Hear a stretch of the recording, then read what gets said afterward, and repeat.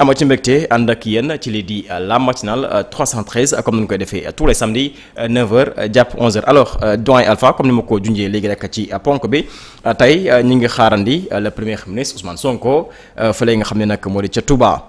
Donc mu nekk visite bu am solo waaye it am ay série d'activités yu mu fa fas yéene amal bis njëkk mooy réception de nouveau forage Touba ñu ngi waajal li nga xam ne nag moo di màggal bi te bu ñu waxee màggal wax aussi li nga xam ne nag moo di jafe-jafe ndox foofee donc tey jii dinañ fa teg ay forage yu mucc ayib réception d'ouvrage d'assainissement foofu it bu ñu waxee li nga xam ne nag moo di nawet gis nañu jafe-jafe bi nga xam ne moom moo fay am rawatina ci jamono ji nu daal di toll muy li nga xam ne nag moo di nawet bi donc ci wàllub assainissement am na ouvrage yu bees yu fa fas yéene teg nag tey ji visite du complexe universitaire présentation du projet école Touba donc moom premier ministre loolee la fas yéene dox yi fa la nga xam ne nag moo di ca Touba sa jàngat ci li nga xam ne nag moo di visite bi mu fas yéene amal nag tey ji fa la ca Touba. jàngat mi du lenn si la lu dul actuellement le régime en place. ñi ngi continuité la. hier ña nga woon Grand Théâtre avant-hier ña nga woon Grand Théâtre mais tey y a le premier ministre bu nga xamante ne ma nga ca Touba pour réceptionner ces nouveaux forages yooyu ngay wax bon ak yeneen yi nga xamante ni moom lañ ci taftal ne war nañ ko def nekkul dara lu dul en tout cas jublu rek ci mbirum askan bi jublu ci mbirum liggéey bi nga xamante ni bi ñu ñëwee ba léegi moom lañ leen sant pour ñu def ko donc bu ñu gisee tey le premier ministre ak quelques jours du màggal muy dem foofu pour réceptionner de nouveaux forages vraiment c'est à applaudir lu nit ñi war a mën a sant la lu nit ñi war a mën a applaudir bu baax a baax la parce que ku wax màggal wax ndox ku wax màggal wax assainissement ku wax màggal wax vraiment dëkkuwaay bu mucc ayib. te yooyu yëpp bokk na ci pàcc yi nga xamante ni presque boo ko xoolee premier ministre bu demee foofu daanaka loolu mooy yi nga xamante ni bokk na ci li mu war a mën a dem pour réceptionner ji ko. mettre ko à la disposition de cette ville. mettre ko même aussi à la disposition du marabout. donc man mënuma lu dul rafetlu ci loolu. et di leen sant ñu continuer sur cette lancée. lu baax la lu rafet la. Touba nag c'est une ville sainte. comme yeneen villes yi nu ñu ko nekkee lu mel ni Tivaouane Ndiassane Maam Limaamu fii. yooyu yëpp Kaolack yëpp c'est des villes saintes. mais à chaque fois rek li war gouvernement bi mooy waxuma sax. ñuy xaar ba moment bi nga xamante ni dafay am événement. mais non c'est des villes yoo xamante ni à chaque fois dañ ko war di contrôler di war ko xool parce que. absolument hormis événement bi bis bu yàlla sàkk. nit ñaa ngi jóge fu nekk.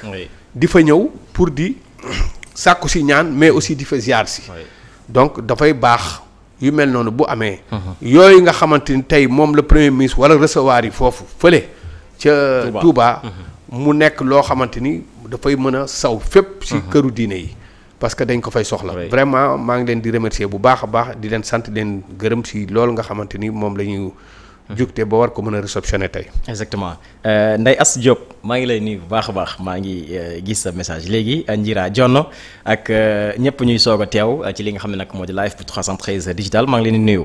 alors dañuy daal di dikkaat fa li nga xam ne nag moo di ca Grand Théâtre yaa ngi koy junj léegi le premier ministre Ousmane Sonko mi ngi foofu pour rek jébbal li nga xam ne nag moo di sénégalais yi le plan de redressement économique et social. mu nekkoon rendez-vous bu am solo waaye tamit discours yi nga xam ni yëkkati nañu ko fa nekk na lu am solo mais danay njëkk a def ab taxaw seetlu ci li nga xam ne nag moo di plan de redressement bi daanaka nu séddale ko ci ñetti pàcc bis njëkk mooy redresser loolee daanaka 2024 lay door jàpp li nga xam ne nag moo di 2029. ñu daal duggaat ci li nga xam ne nag moo di phase impulsée loolee daanaka 2029 lay door wutali ji li nga xam ne nag moo di 2034 ca ginnaaw loolee aussi ñu daal di accès si li nga xam ne nag moo di phase accélérée loolee 2034 jàpp li nga xam ne nag moo di 2050 mu nekk ñetti pàcc yoo xam ni daanaka benn bu si nekk rek am na solo bu dee ci li nga xam ne nag moo di phase redressement bi foofu dañ si def li nga xam ne nag moo di partager la vision mobiliser les citoyens poser les premières bases de la transformation montrer les premiers résultats et je pense bien que loolee nekk na loo xam ne lu am solo alors doyen tey nan nga jàngatee le plan de redressement économique et social bi premier ministre Ousmane Sonko ànd ak le président Bassirou Diomaye Faye daal di koy présenter Sénégalais nag démb fële ci Grand Théâtre Non, c'est un plan vraiment présenté d'une manière limpide. Et amul nit lu mu si war a mën a wax. te booy waxal yàlla rek. wax dëgg yàlla dañu redonner waat espoir. tout un peuple. parce que tolloon nañ fi jamono yoo xamante ni. pëcc bi bëri woon na wax ji bëri na. jaxase nit ñi bëri na désinformation bi surtout. wallaahi quand quelqu'un construit ñu jéem a déconstruire lu nekk da nga ko daan gis. mais hier les deux. à savoir le président de la République et son premier ministre ont montré en face du monde, je ne dis même pas au Sénégal, mais en face du monde, que vraiment le peuple sénégalais amaat na espoir ci kaw gouvernement bi nga xamante ni moom la ñu faloon bu yàggul rek nga xam def na 1 an et quelques. amaat nañu espoir parce que non seulement le discours tenu par le président de la République. ak ensuite le plan détaillé le plan de redressement bi nga xamante ni moom le premier ministre présenté hier. vraiment ñun ñëpp ça nous a séduit. il a tout dit lépp wax nañ ko. du ñu fi nekk nag di détaillé waat point par point di ko wax parce que liñ ci on en a suffisamment détaillé. sur ça wax na si posé nañ si ça a duré presque boo koy xool 4 heures de temps. 5 heures de temps. 5 heures de temps presque def na ko il a pris tout son temps. répondre à toutes les questions yi nga xamante ni qui lui sont été posées. yu ñu ko posé woon yëpp répondre na si wax na si d'une manière très claire. vraiment man ce discours là m'a séduit mais aussi a séduit tout un peuple. te lii lañ soxla gis nga réew boo ci nekkee ñu jox la ko. nga diriger ko d'abord il faut retenir un langage de vérité. Absolument. et ce langage de vérité boobu day metti rek mais tôt ou tard moom mooy payer. xam nga dañuy faral di wax ne nit ki boo nekkee ci yoonu dëgg. di nga ci wéet mais tôt ou tard la vérité mooy vaincre yàgg dinañ la ci fekk ci. dëgg mooy mujj ci lépp. te démb wane nañ ko wane nañ démb dëggantaan que ne liggéey rek moo takku.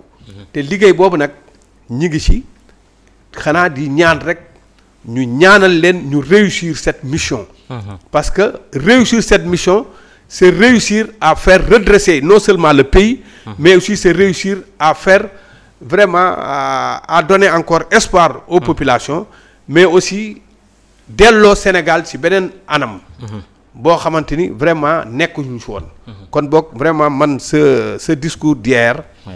en ce qui concerne le plan de redressement. économique bi vraiment man.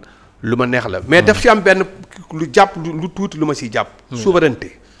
boo ko xoolee toujours le mot souveraineté day ñëw. parce que boo xool sax mi ngi naan nga baal ma dogguma la plan de redressement bi askan bi ñoo koy financé à 90%. mais oui